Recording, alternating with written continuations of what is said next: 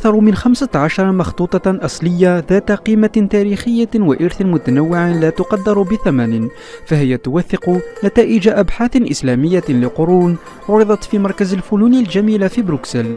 كتب مصنفة ضمن مواقع التراث العالمي لليونسكو، سواء باللغة العربية أو بلغات أفريقية مكتوبة بحروف عربية. النسخ تغطي مختلف فروع العلوم والدين، بما في ذلك علوم القرآن والحديث، السياسة والقانون والفلك والرياضيات وغيرها من الفروع، ما يتيح للباحثين والزوار فرصة التعرف على جزء من المخطوطات العربية في أفريقيا.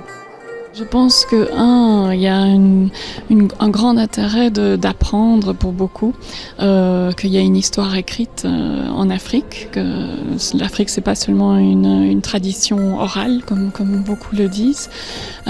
Il y a aussi, je pense, un grand émoi à se rendre compte que ce patrimoine a presque été détruit.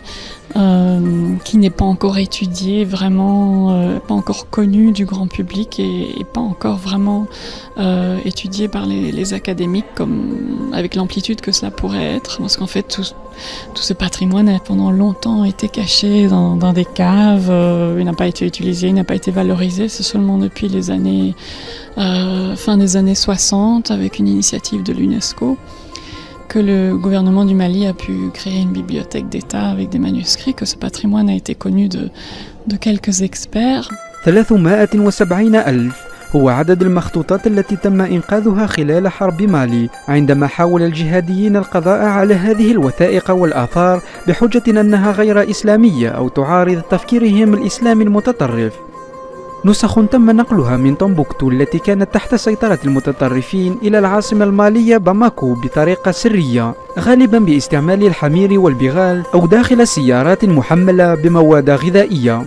Ils ont été apportés par monsieur Haïdara, qui est le directeur de la bibliothèque Mama Haïdara à Tombouctou. Mais c'est aussi quelqu'un de très important parce qu'il est le président d'une ONG malienne qui regroupe toutes les bibliothèques familiales de Tombouctou. Il y en a 32. Et c'est sous son initiative que 377 000 manuscrits ont été sauvés pendant la guerre au Mali entre 2012 et 2013.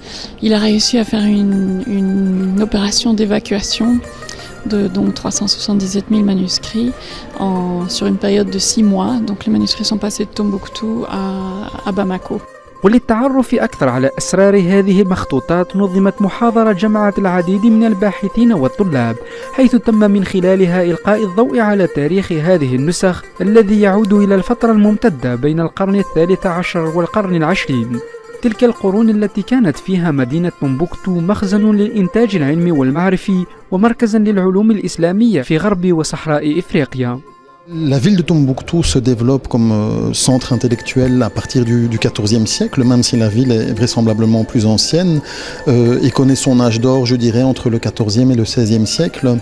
Et le type de documents qu'on trouve dans les bibliothèques de Tombouctou, ce sont essentiellement des documents liés d'une manière ou d'une autre à la religion, puisqu'à l'époque, le savoir était associé à la religion. C'est-à-dire qu'on trouve des exemplaires du Coran, bien sûr, mais aussi des tafsirs, donc des exégèses du Coran, des livres juridiques, donc des livres de fiqh, des traités juridiques liés au commerce, à la politique, mais qui sont toujours d'une manière ou d'une autre liés à la religion. On a aussi, même s'ils sont plutôt minoritaires, des livres d'ordre littéraire, notamment des recueils de poèmes, mais encore une fois, très souvent des poèmes d'inspiration religieuse, donc des poèmes liés à des confréries soufis, par exemple, la Qadiriya, la Tijaniya, etc. اللغة العربية في أفريقيا ماضي طويل. بوصفها لغة الدين والتجارة، انتشرت هذه اللغة عبر القارة، أين أثرت على معظم لغات ولهجات السكان الأصليين الذين يستعملونها أحيانا للتواصل. حتى لدى العبيد الذين تم جلبهم إلى أمريكا كانوا يلقبون بالمعلمين نظرا لقدرتهم على القراءة والكتابة باللغة العربية، لغة استعملوها خلال ثورة العبيد المعروفة باسم تمرد مالي.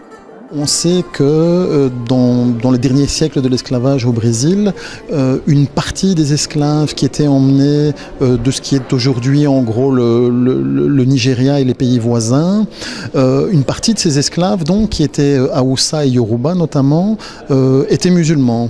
Et lorsqu'ils ont été transférés au Brésil, certains d'entre eux avaient amené des documents avec eux, alors des petites prières, des amulettes, etc. Mais on sait aussi que certains connaissaient, maîtrisaient l'écriture et ils ont utilisé cette écriture alors qu'ils se trouvaient au Brésil. Et on le sait notamment par une révolte d'esclaves célèbre qui a eu lieu en 1834 qu'on appelle la révolte des Malais. Et Malais est une déformation du mot Muallim en arabe parce qu'on se référait à des gens qui étaient lettrés justement, qui connaissaient l'écriture arabe et apparemment ils se sont écrits des messages pour communiquer entre eux dans une langue secrète pour fomenter la révolte qui a eu lieu à Salvador de Bahia au Brésil. On a conservé quelques-uns de ces documents, très peu, mais on a aussi dans les rapports de police des mentions de ce type de documents qui circulaient.